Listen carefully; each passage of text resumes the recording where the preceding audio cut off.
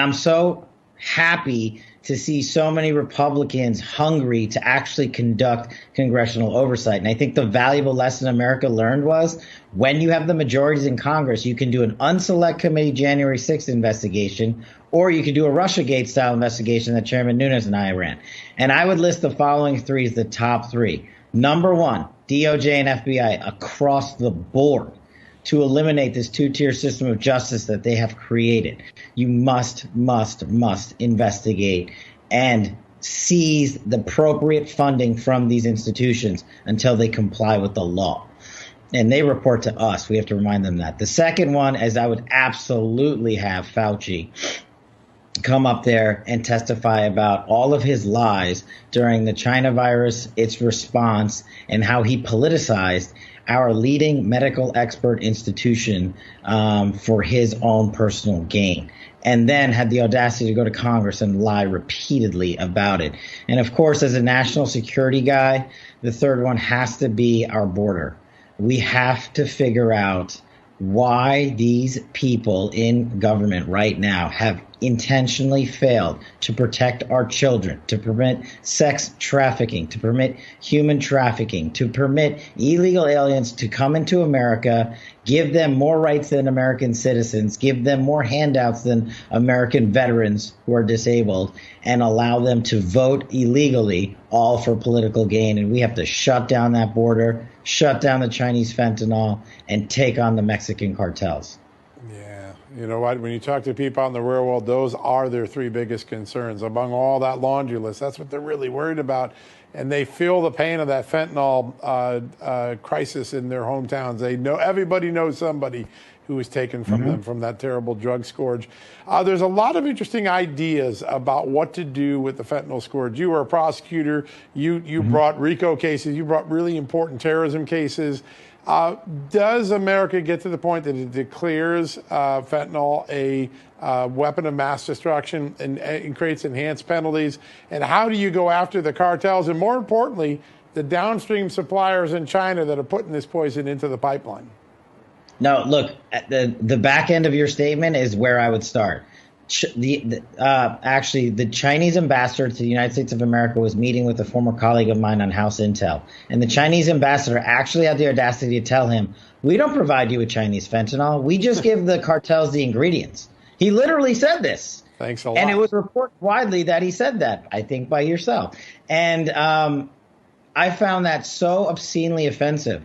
But then I also found the answer to your question that, yes, we have to take on the cartels because we still have to shut down the cocaine and heroin trade that's destroying so many lives. But what we did under the Trump administration was we attacked the Chinese with tariffs until they listened and stopped sending Chinese fentanyl over here. And we have an opportunity to do that again. Whether China will respond to a couple of things. One, we don't have right now a commander-in-chief who's respected. Two, they will respond when you take their money. And Congress can do that because they can redirect funds to basically put on a full-on assault on the Chinese fentanyl trafficking system. But they can also force this administration to issue a tariff regime that takes on China directly until they listen and shut down sending us the ingredients for Chinese fentanyl. So whether you can call it look, it is an invasion on our southern border, and if we want to label it X, Y, or Z, I think there's some merit to that, but I think there's faster ways of getting to a solution. Yeah, good point. Yeah, Kash, I want to shift gears a little bit. It seems like every week there is a news story about Hunter Biden and his shenanigans and what level involvement there is from the President of the United States. The latest story that John published last week you talked about was this interest-free forgivable loan from China. What's the latest? Is there a Hunter Biden update? And what do you expect to see from Congress after the new one takes over? Well, I don't expect much from this Department of Justice. I do expect Hunter Biden to be charged, but they'll probably wrap it up in a low-level charge along with the sweet plea deal, which ends in his father pardoning his son. And I remind people, just imagine if this were Donald Trump and he were pardoning Don Jr. for committing all these crimes on his laptop. We wouldn't even be having this conversation. We'd be talking about the decades in prison that they should be doing. But that two-tier system of justice can only be defeated by Congress, which leads to the second part of the question. What can Congress do?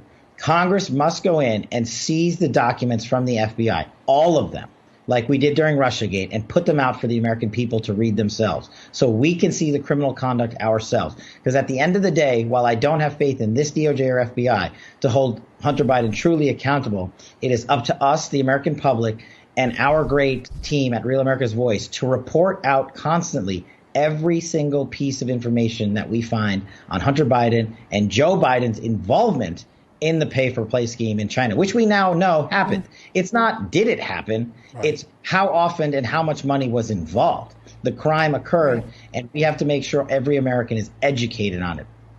Yeah, such a good point. And impeachment was used to obfuscate the truth that was trying to come out at that point. It's such an amazing thing. We got about 45 seconds left. You've been on the campaign trail. You're like a really big draw on the campaign trail. It's really amazing. Give us your prediction on the big races. What happens on Tuesday night? Yeah, look, I've told everybody we win the West, we win America. So I've been in Nevada and Arizona pounding like crazy. I'm on my way to Missouri tomorrow and back up to Nevada and Arizona. I think we're looking great in terms of Arizona, Kerry Lake and Adam Laxalt, Blake Masters, Lombardo, Abe Hamada. I think Herschel Walker's looking great. Oz is looking solid. And so is Ted Budd in North Carolina. And of course, you had on my former colleague, Max Miller, who's definitely going to win that race.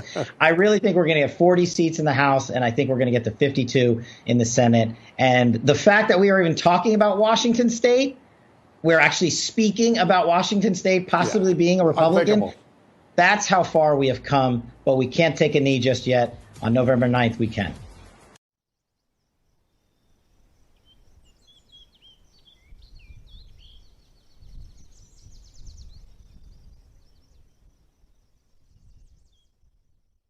Vous n'avez pas entendu parler du Facteur ? Les nouvelles du Facteur